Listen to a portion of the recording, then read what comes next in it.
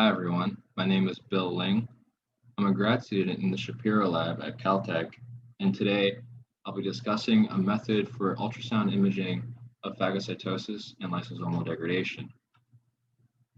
Ultrasound is one of the most commonly used medical imaging modalities due to its safety and low costs. With the help of contrast agents, we're now able to acquire super resolution images of a mouse brain as well as detect the presence of molecular targets within a tumor. However, the current generation of contrast agents are much too large and unstable to visualize cellular function, much less achieve the molecular precision of optical agents like GFP. So ideally, our next generation agents should be nanoscale to reach extravascular targets, genetically encoded for ease of production and flexibility in application, as well as easily functionalized to detect a broad range of signals.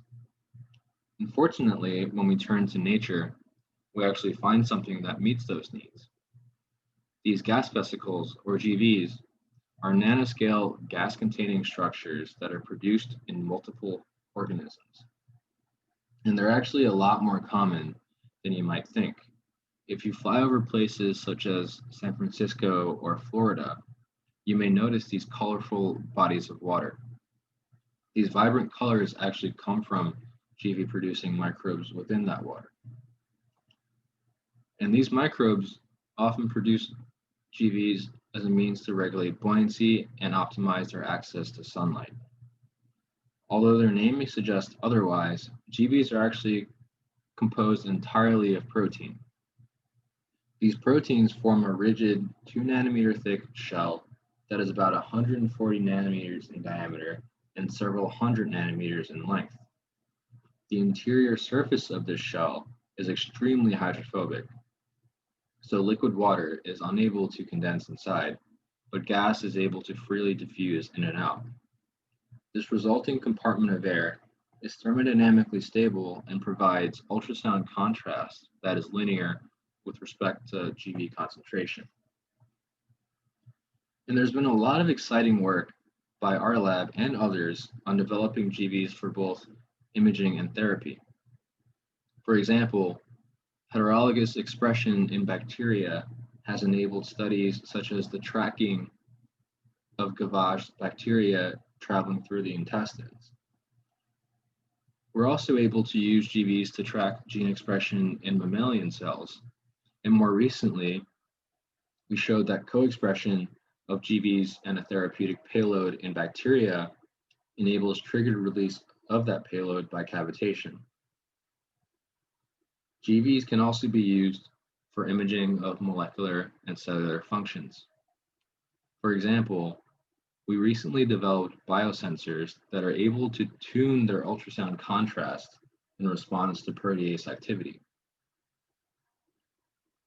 When we used GVs for functional neuroimaging, we found that their size uniformity provided greater signal enhancement and stability than other agents.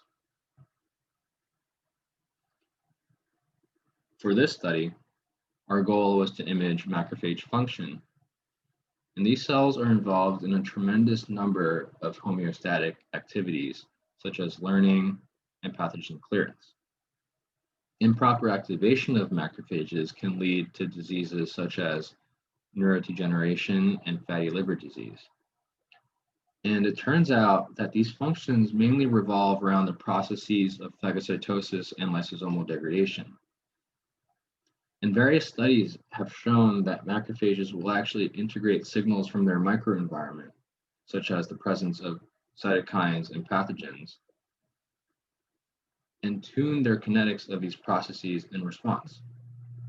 And so the ability to measure the kinetics of phagocytosis and lysosomal degradation would provide a lot of insight into the macrophage activation states within a particular tissue and could be a powerful diagnostic tool. So in order to detect phagocytosis rates, we first needed a way to measure GV concentrations in the blood. To do so, we used ultrafast Doppler imaging of the brain. And the brain was a convenient target for this because in mice, it can be imaged fully non-invasively, so through both the skin and the skull. And the blood-brain barrier ensures that all GV signal is from circulating particles.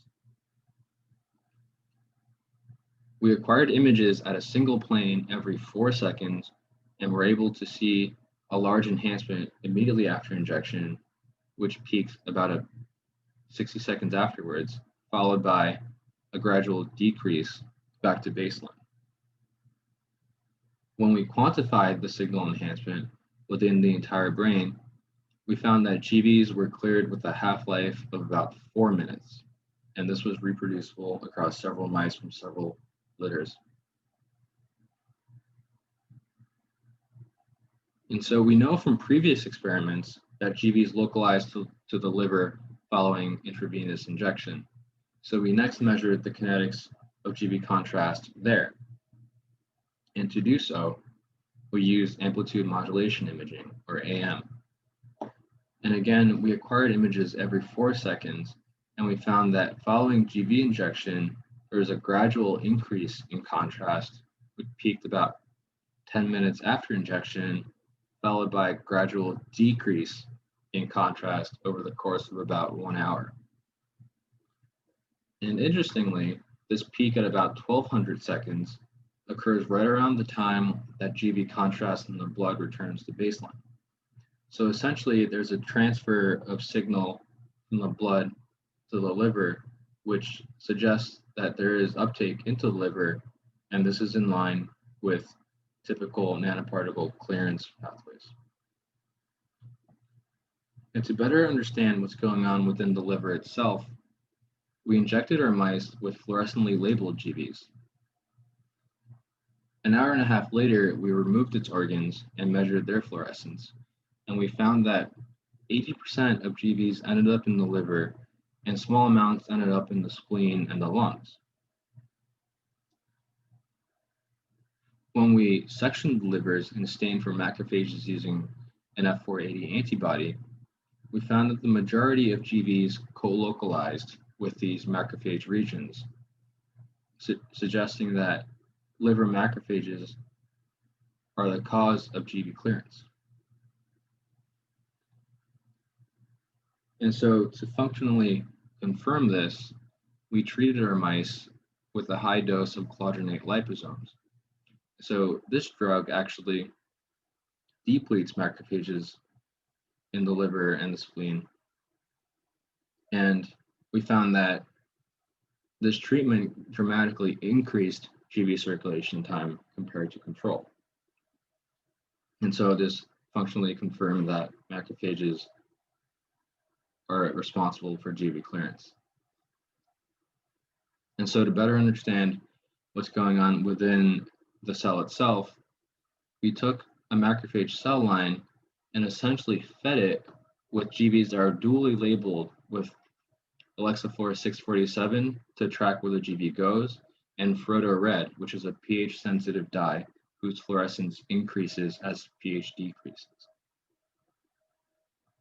And when we looked at a single cell over the course of several minutes, we can see that GVs are being internalized into what looks like a phagosome. And over the course of several minutes, the environment of the GVs dramatically acidifies, causing an increase in Frodo signal. And so this is in line with transportation into a lysosome. And when we block the activity of the lysosome using a drug called bafilomycin A1, we can see that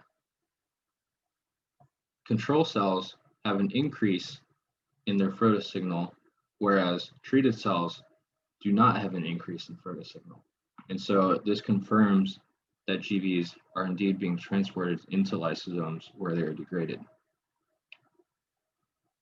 And to measure the effect of this lysosomal degradation on ultrasound contrast, we performed a similar experiment where we essentially fed GVs to our macrophages for 30 minutes before transferring them to fresh media for a predetermined period of time before loading into an agar-gel phantom to measure their ultrasound contrast.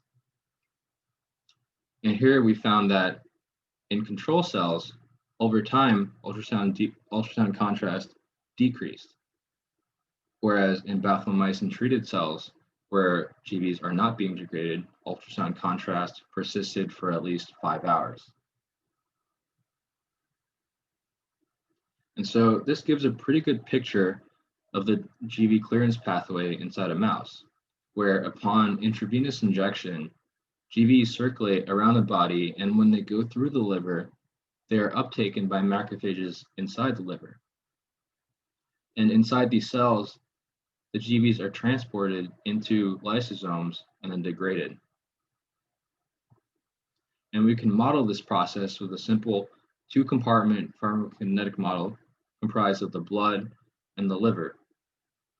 And by parameterizing the kinetics of GV concentration in either compartment using our ultrasound time courses, we are now able to quantify the rates of uptake and elimination.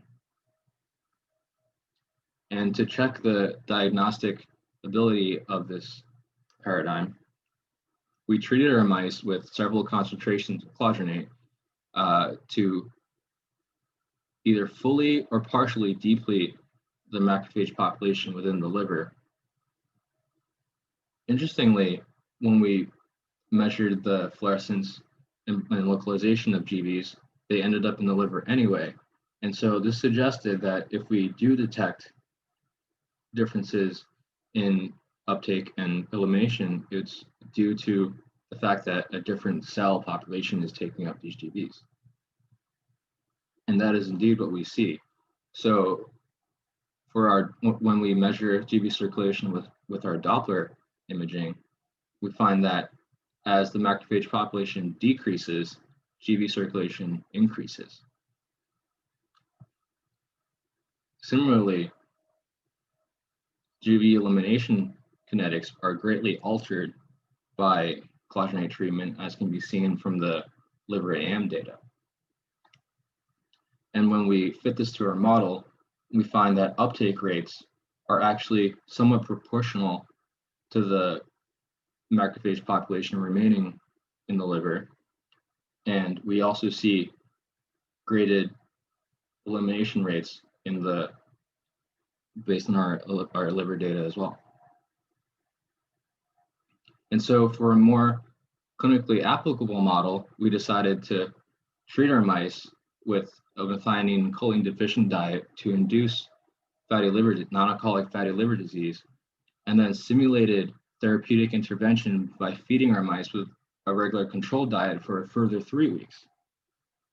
And histologically, we can see that after 4 weeks on the methionine and choline deficient diet, there is a lot of widespread steatosis, which is a hallmark of non-alcoholic fatty liver disease.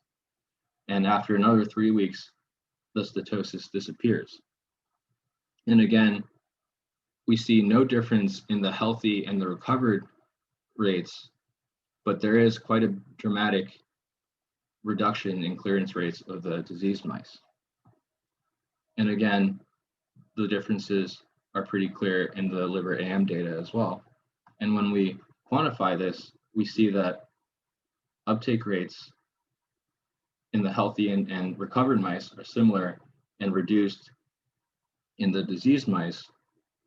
And degradation rates are reduced in the diseased mice, but significantly higher in the recovered mice.